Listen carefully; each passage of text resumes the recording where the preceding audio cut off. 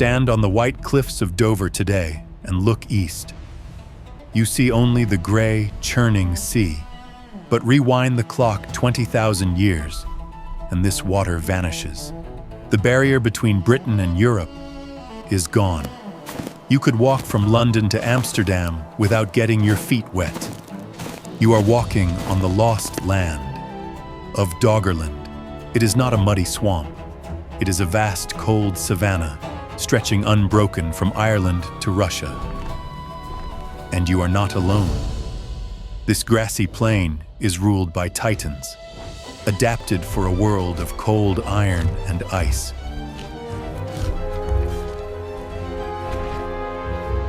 Cave lions stalk the ridges. They look out over a kingdom that civilization has completely forgotten.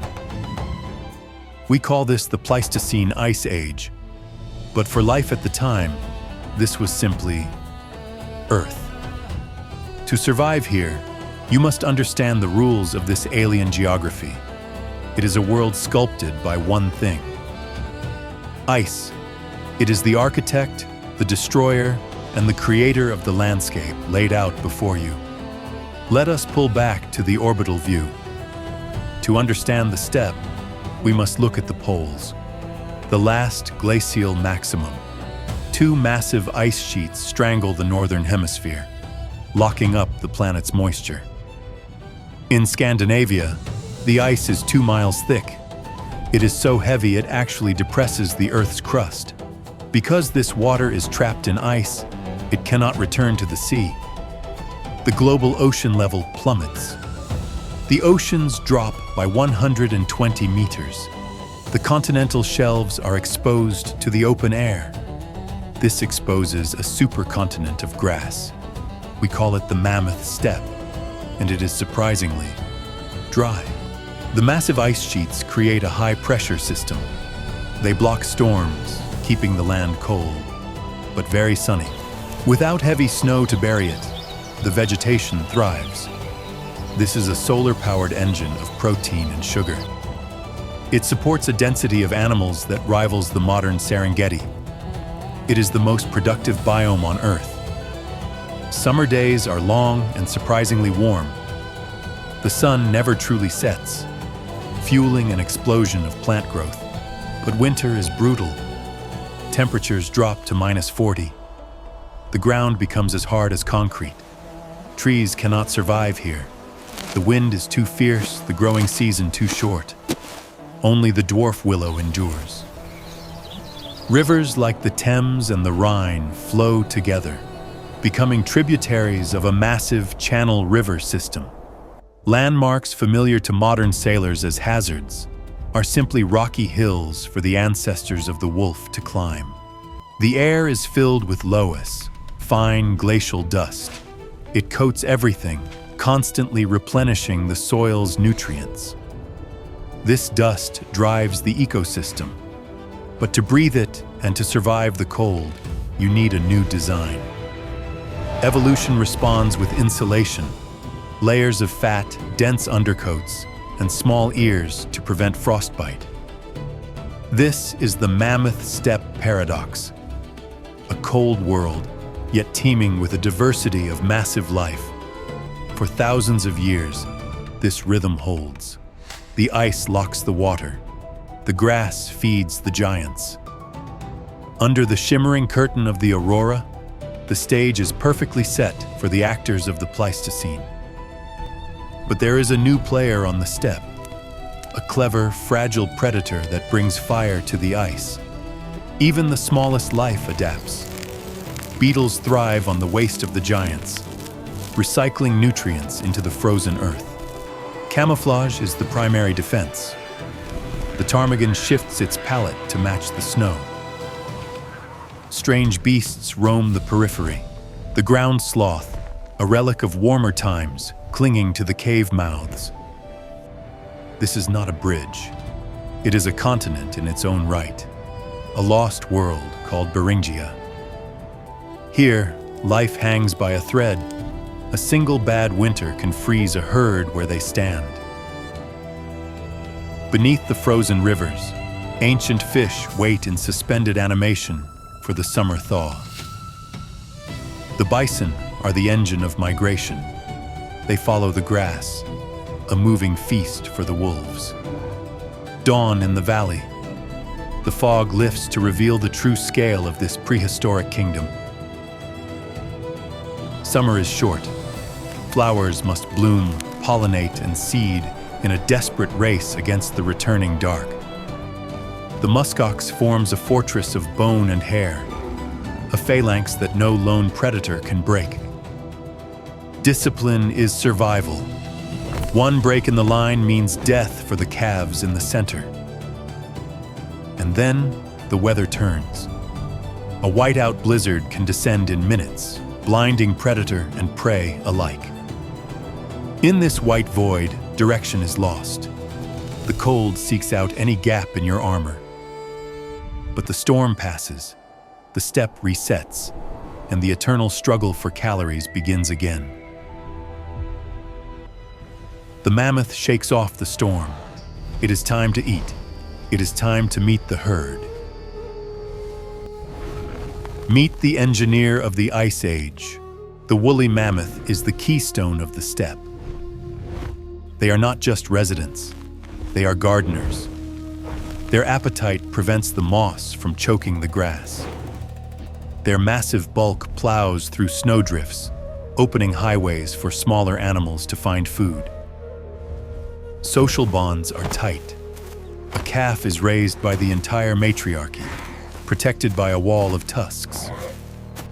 The woolly rhino is the tank of the tundra, short-sighted, ill-tempered, and built for brute force. Its flattened horn is a tool, evolving not just for combat, but to sweep away the winter snow. Unlike the mammoth, they are solitary. Meetings are often violent, decided by impact. The Irish elk carries a crown of bone 12 feet wide, a display of genetic excess. But on the open steppe, there are no forests to snare them. Here, bigger is always better. Wild horses are the most numerous residents. They are the fast food of the steppe. Saiga antelope filter the dusty air with trunk-like noses, sprinting across the plains in nervous clouds. Their bizarre nose heats the freezing air before it hits their lungs. Biological engineering at its finest. Reindeer have clicking tendons in their feet. The herd creates a rhythmic clicking that keeps them together in fog. They are the wanderers, covering thousands of miles a year between the summer pastures and winter refuge. Deep in the limestone, the cave bear hibernates. It is a vegetarian giant, sleeping through the famine. But if woken early, it is a formidable force, 1,000 pounds of muscle and bad attitude. The steppe bison is taller and more aggressive than its modern descendants. It fears nothing. This is a biological superhighway. Animals migrate freely from the Rhine Valley to the banks of the Thames. In the peak of summer, the steppe is alive with insects. A nuisance to the giants, but food for the birds. Nothing is wasted. Energy flows rapidly from the grass to the grazer and back to the earth. Shadowing the herds is the cave lion. Larger than its African cousin, it wears a coat of winter gray. It does not need a mane for protection. It needs stealth and massive paws to run on top of snow. The cave hyena is the cleanup crew. Their jaws are hydraulic presses designed to shatter frozen bone. They leave nothing behind. In this energy-starved world, marrow is the ultimate prize. And the scimitar cat, built not for wrestling, but for a surgical strike to the throat. Its teeth are serrated steak knives. One bite causes massive blood loss. It bites and waits. The gray wolf relies on stamina. They cannot kill a bison instantly, so they run it to exhaustion. Their weapon is teamwork. They are the most sophisticated tactical unit on the plains. The wolverine is pure aggression, pound for pound, the strongest fighter on the ice. Night on the steppe is a siege. Darkness belongs to the teeth and the claws. Into this arena steps the most dangerous animal of all, physically weak, slow, and soft-skinned. They have no claws, they have no fur, but they possess the technology of death. They are nomadic, moving with the herds. They build shelters from the bones of the giants they hunt. And they carry a portable sun. Fire is their weapon against the freezing night and the stalking lion. The tailored parka is as important as the spear. Without airtight clothing, they would freeze in minutes. They bring culture, art. They carve the likeness of their world into the tusks of their prey. They do not hunt with strength. They hunt with calculation. They turn the landscape into a trap. They drive the herd. Panic is their ally. They push the animals toward the blind edge of the ravine. The terrain does the work. On the ice, 4 legs are a liability. 2 legs are an advantage. The atlatl extends their arm, launching death faster than the eye can follow. It is over quickly. In this cold, energy is precious. Nothing is wasted. Every part is used. The skin becomes a house. The bone becomes a needle. The fat becomes fuel. They feast tonight. But out in the dark, the wolf watches, waiting for the scraps. This is the beginning of an alliance. The wolf that waits will eventually become the dog. Humans are the ultimate invasive species. They spread across Doggerland, reaching the edge of Britain. They mark the land, a signal to the future. We were here. We survived. But the world they know is about to change. The stars are shifting. The great clock of geology is ticking. The orbital wobble of the Earth tilts the northern hemisphere toward the sun. The temperature rises, just a few degrees, but that is enough. The structural integrity of the ice fails. The great thaw begins. Billions of tons of ice collapse into the ocean. The sea level begins to surge. The dry steppe turns to a swamp. The solid ground beneath their feet begins to liquefy.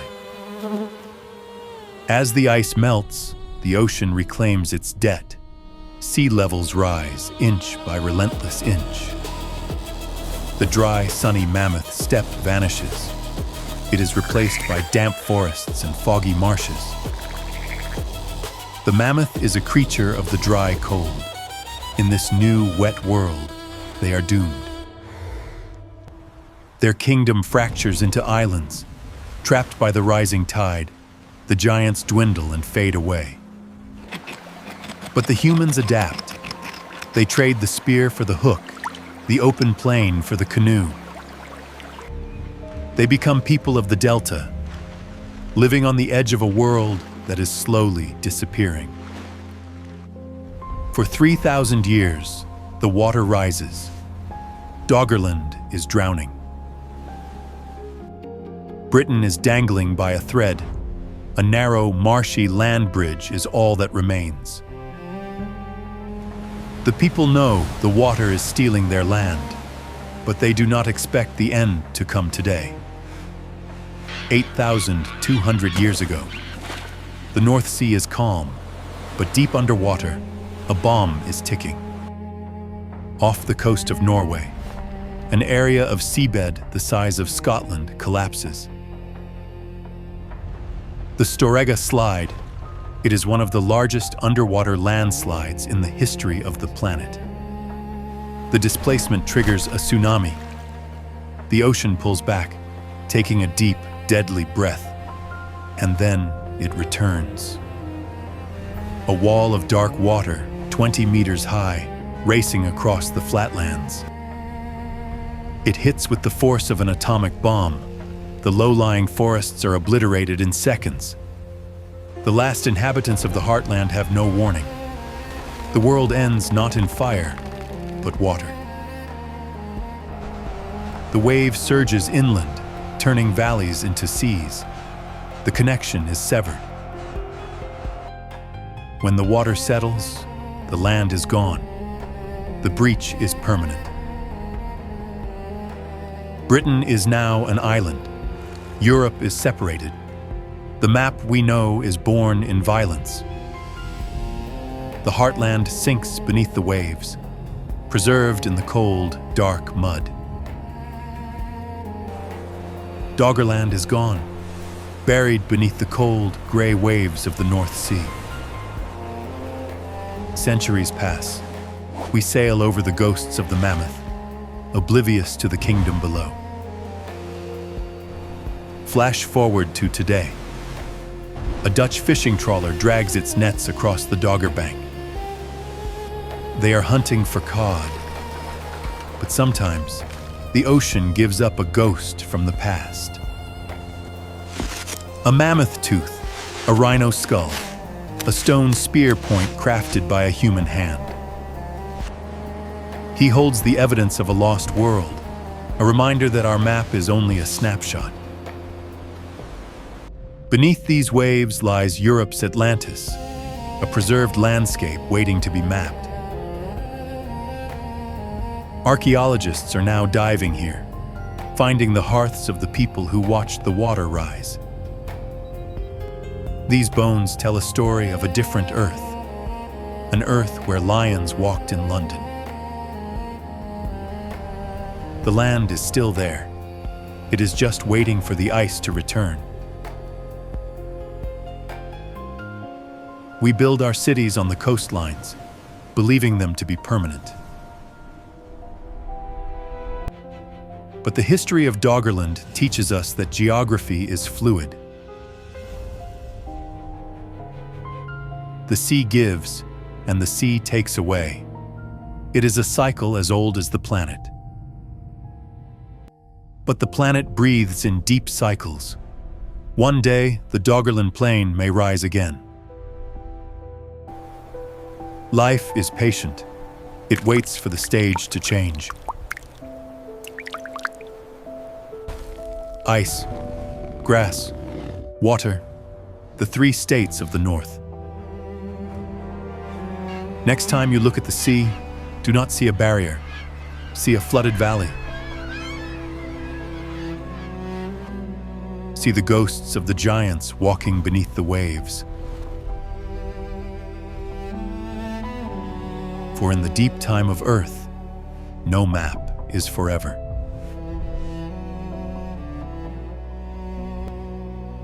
This was the megafauna steppe, the lost heart of Europe.